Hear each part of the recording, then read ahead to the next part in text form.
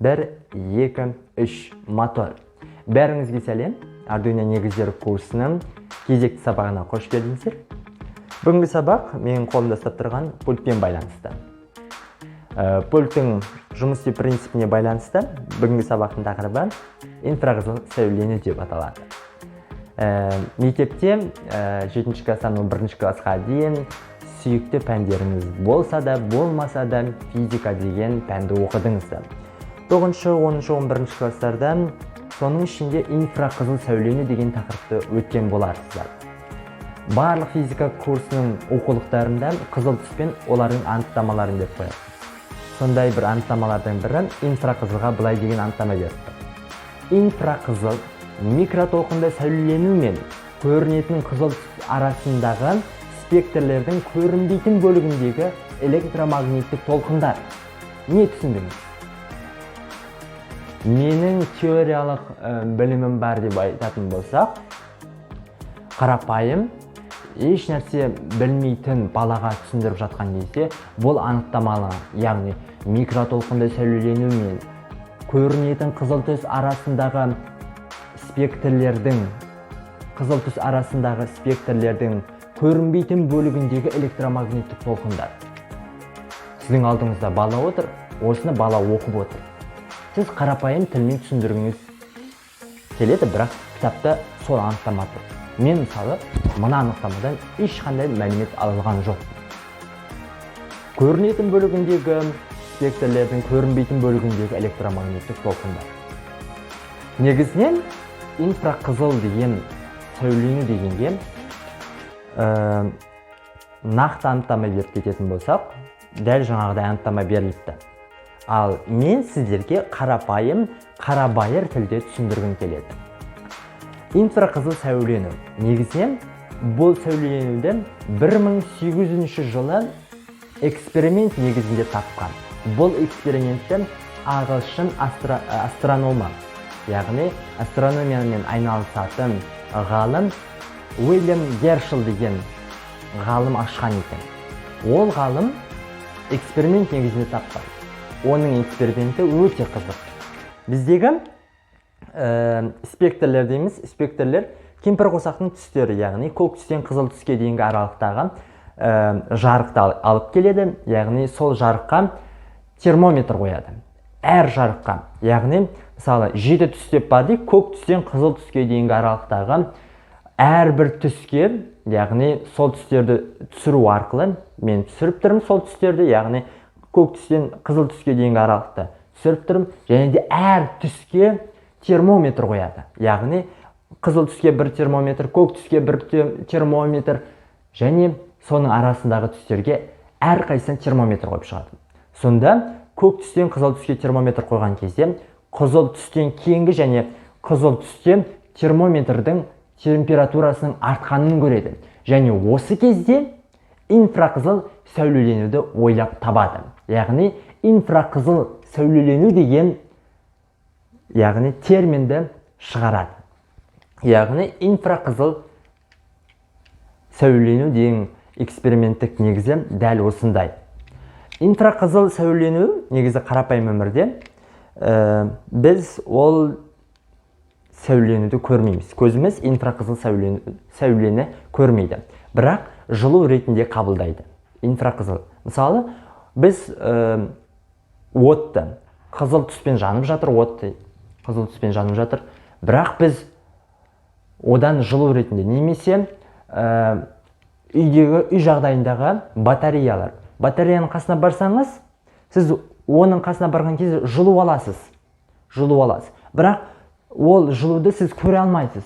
Дәл осында инфрақызыл сәуленудің принципі осында. Біз көрмейміз, бірақ оны біз жылу ретінде аламыз.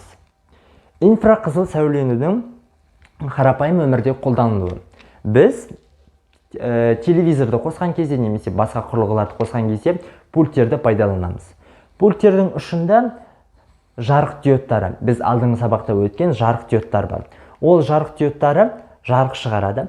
Сол жарықтан бізге көрінбейтін сәулелену жүреді. Яғни сіз телевизорсыз, мен қосам. Сізге дейінгі сәулелену жүреді, яғни сәулені сіз қабылдап алғышыз. телевизорды қабылдап алғыш деп. Яғни мен пультті таратқыштен сигналды таратам, ал жарық диодымен мен сигнал таратам, сіз қабылдап аласыз ол сигналды. Сәл солай қабылдап алған сигналды мен дауысын өзгерте алам, яғни жоғарылата алам, немесе басқа каналға өзгерте алам. Дәл осындай принцип негізделген. Яғни бұл жерде тұрған жарық диод арқылы біз инфрақызыл сәулені жібереміз және сіз қабылдап аласыз. Біз инфрақызыл сәулелерді көрмейміз деп айтамыз. Бірақ ол сәулелерді арнайы құрылғылар арқылы көруге болады. Оларға арналған көзілдіріктер, оларға арналған цифрлық құралдар бар. Сол арқылы біз инфрақызыл сәулелерді көре аламыз. Пандемия бастаған кезде біз барлығымыз термометрге, яғни кәсіппен айналысатын барлық адамдар цифрлық термометрді алуға мәжбүр болды. Яғни температураны алыстан өлшеуге, яғни инфрақызыл сәуле арқылы өлшеуге көше бастады. Оған дейін біз үй жағдайында термометрді алып істейтін боламыз. Ал көпшілікке арналған жағдайда инфрақызыл сәулелерді анықтаймыз. Яғни температура жоғарылаған адамды біз қалай көреміз? Инфрақызыл сәулелер арқылы көре аламыз. Дәл осындай принцип қарапайым өмірден алынған. Яғни біз мына инфрақызыл сәулену арқылы біз қалай қанша адамның денсаулығын сақтап қалдық.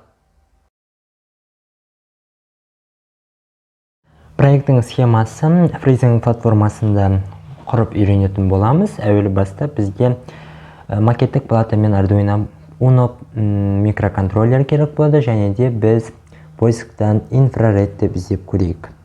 Біздегі датчик қызыл датчигін алып келеміз, және де көріп отырғанымыздай бізде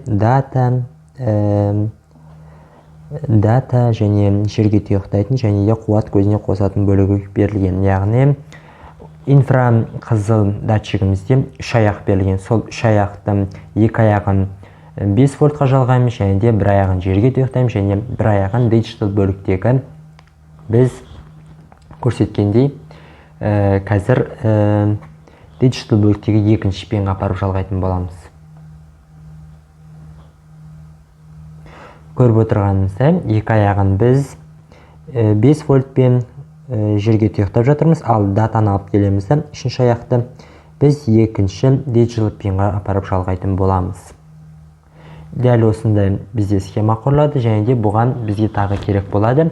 Яғни инфрақызыл датчикті жұмыс ету үшін бізге жарық диод қажет болады. Жарық диодының анод бөлігін біз диджитал 3-ші пенге, ал катод бөлігін жерге тұйықтайтын боламыз. Катод бөлігінде біз 220 омдық резисторды қолданатын боламыз. Дәл осындай біз бүгінгі проекттің схемасын құра білдік. Яғни инфрақызыл датчикті басқару арқылы біз жарық диодын жандырып сөндіретін боламыз. Көріп отырғанымыздай, қазір біз PNG форматындағы суретін аламыз. PNG форматындағы дәл осындай проекттің схемасын алатын боламыз.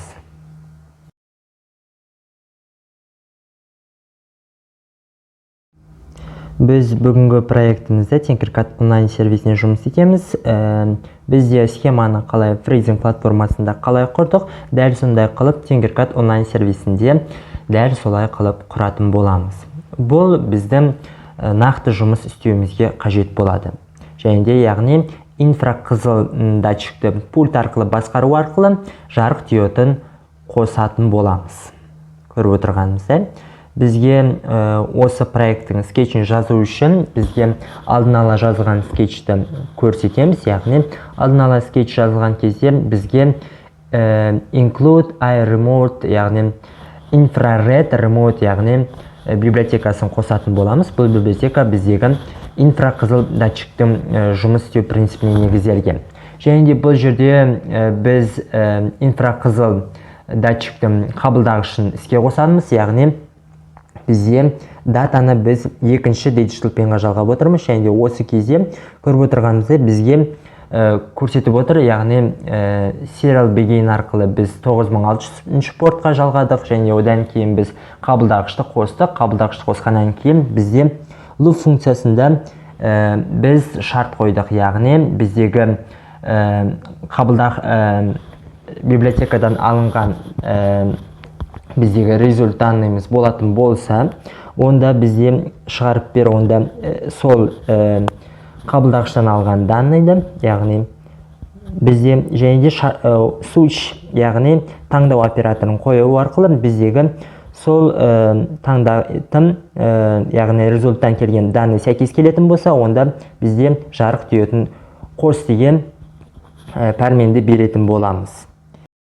Бұл жерде бізде кейс 16580863-ті таңдау арқылы біз, яғни LED-мізді жарық түйетін қосатын боламыз.